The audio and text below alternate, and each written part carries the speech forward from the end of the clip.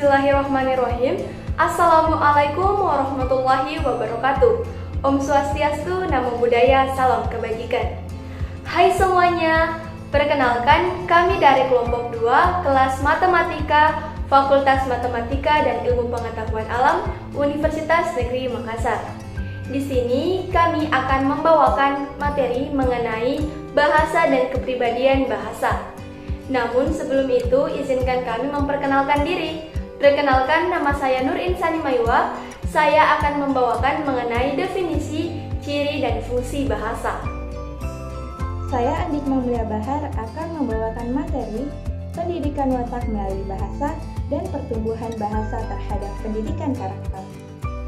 Dan saya Ansi akan membawakan materi tentang apa itu kepribadian dan pengembangan kepribadian.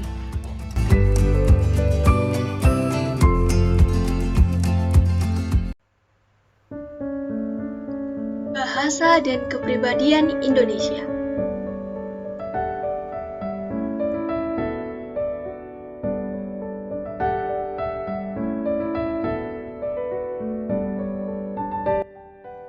Materi pertama, pendidikan watak melalui karakter. Sungguh kita sangat merindukan masyarakat yang memiliki watak ramah, santun, dan toleran, sebagaimana diajarkan oleh para leluhur bangsa ini. Nah, bahasa sebagai pilar utama pendidikan karakter, sebagaimana kita ketahui bersama, sistem pendidikan nasional berfungsi mengembangkan kemampuan dan membentuk watak serta peradaban bangsa yang bermartabat dalam rangka mencerdaskan bangsa. Erat kaitannya watak dan interaksi sosial. Nah, sebagai makhluk sosial, manusia tentu melibatkan bahasa saat berinteraksi dengan sesamanya. Bahasa merupakan unsur penting kebudayaan. Transformasi budaya selama ini berlangsung tiada lain karena peran bahasa pula. Ungkapan bahasa menunjukkan bangsa telah terbukti. Melalui bahasa kita dapat mengetahui budaya dan pola pikir suatu masyarakat.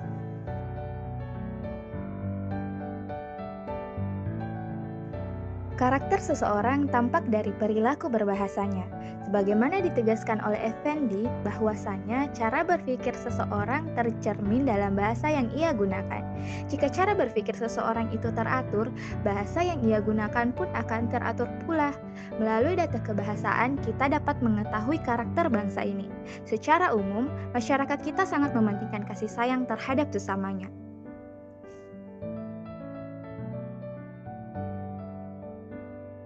Apa itu kepribadian? Kepribadian merupakan suatu organisasi dinamis, yaitu suatu kebulatan, organisasi atau sistem yang mengikut dan mengaitkan berbagai macam aspek atau komponen kepribadian. Organisasi itu terdiri atas sistem-sistem jiwa raga. Organisasi itu menentukan penyesuaian dirinya. Penyesuaian diri dalam hubungan dengan lingkungan itu bersifat unik, khas atau khusus, yakni mempunyai ciri-ciri tersendiri dan tidak ada yang menyamainya. Pengembangan kepribadian. Istilah pengembangan menunjukkan pada suatu kegiatan menghasilkan suatu cara yang baru, di mana selama kegiatan tersebut, penilaian atau penyempurnaan terhadap cara tersebut terus dilakukan. Bila setelah mengalami penyempurnaan itu, akhirnya cara tersebut dipandang cukup mantap untuk digunakan seterusnya, maka berakhirlah kegiatan pengembangan tersebut. Oleh Hendiat Sutopo tahun 1986. Dalam Bahas 2014, Jokro Minoto berpengertian bahwa pengembangan kepribadian mencakup berbagai kualitas seperti religiositas, moralitas, penghayatan, wawasan kebangsaan, kemandirian, kreativitas, dan ketahanan mental.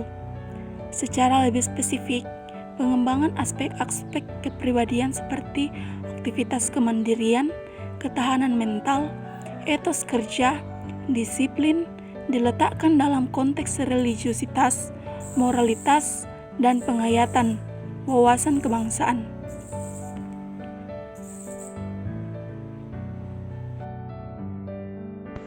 Definisi dan ciri bahasa.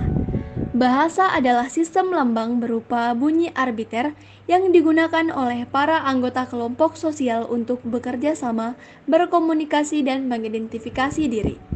Bahasa digunakan untuk kita melakukan komunikasi dengan pihak lain, sehingga pihak lain paham dan mengerti apa yang kita maksud.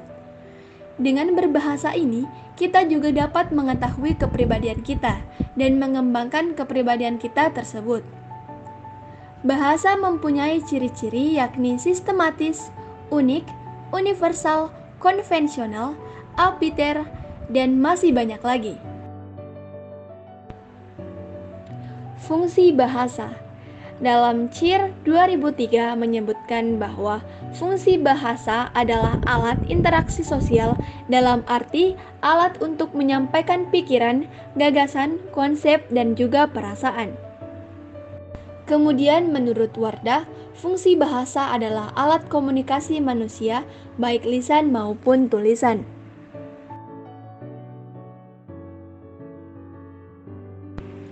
Selanjutnya, fungsi menurut Kinaifi.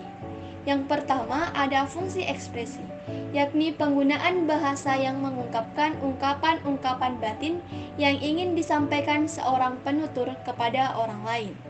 Kemudian fungsi informasi, yakni fungsi yang menyampaikan pesan atau amanat kepada orang lain.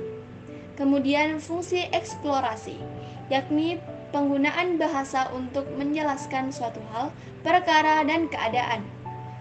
Selanjutnya fungsi persuasi, yakni penggunaan bahasa yang bersifat mempengaruhi, mengajak orang lain untuk melakukan atau tidak melakukan sesuatu dengan baik-baik.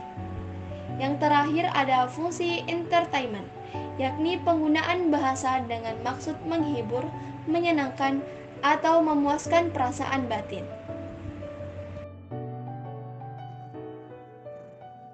Pertumbuhan bahasa terhadap pendidikan karakter. Ada banyak sekali khasanah budaya daerah yang terkandung dalam bahasa dan belum kita gali. Pertumbuhan bahasa dan perkembangan bahasa Indonesia tidak saja ditunjang oleh semakin banyaknya pemakai dan wilayah bahasa Indonesia di dalam negeri Indonesia ini sendiri, tetapi juga di luar negeri. Hal ini tentu menggembirakan dan sekaligus membanggakan pemilik bahasa Indonesia. Kenyataan ini sudah selayaknya menjadi pendorong untuk terus meningkatkan kualitas bahasa Indonesia sebagai bahasa yang modern. Untuk itu, kesadaran berbahasa yang baik dan benar para pemakainya menjadi bagian penting dari pendidikan karakter bangsa. Penutup bahasa sebagai wahana pendidikan karakter perlu direncanakan, dibina, dan dimodernkan. Strategi yang efisien dan efektif untuk mewujudkannya tiada lain adalah melalui pendidikan dan pembelajaran. Oleh karena itu, perencanaan pengajaran bahasa yang terpadu dan sinergis perlu diupayakan. Pemodernan melalui pengadopsian kata serapan dari bahasa asing sudah selayaknya diimbangi dengan penggalian terhadap kosakata bahasa Indonesia dan bahasa daerah itu sendiri sebagai penyeimbang.